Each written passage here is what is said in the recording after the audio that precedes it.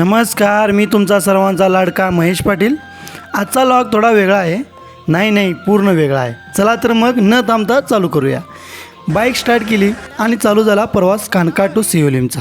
निसर्गाचा आनंद लुटत आणि मनात सतत भक्तिभावाने श्री स्वामी समर्थांचे नामस्मरण करत चाललो होतो. कधी हा प्रवास संपतो आणि मी पोहोचतो असं वाटत होतं. मी आज शिवलीला जात होतो. काय आहे शिवलीला? सांगतो. अरे, श्री स्वामी समर्थांचा मठ आहे तिथे. स्वामीच्या भक्तीत गुंग असणारा स्वामी भक्त कधी मंदिरात येऊन पोहोचला ते समज नाही त्याला. फायनली मी स्वामी समर्थांच्या मठात पोहोचलोय. तर चला तर मग आतमध्ये जाऊया. मंदिरात जाण्यापूर्वी या आईकडून ओटीची साहित्य घेतले आणि मंदिरात प्रवेश केला. इतकं प्रसन्न वाटू लागलं की काय सांगू तो आनंद. भुकलेल्या व्यक्तीला भाकरीचा तुकडा मिळाला की किती खुश होतो त्याच्यापेक्षा जास्त मी आनंदी झालो होतो. एकटक तर स्वामीकडे पाहतच होतो आणि असंच पाहत राहावं असं वाटू लागलं.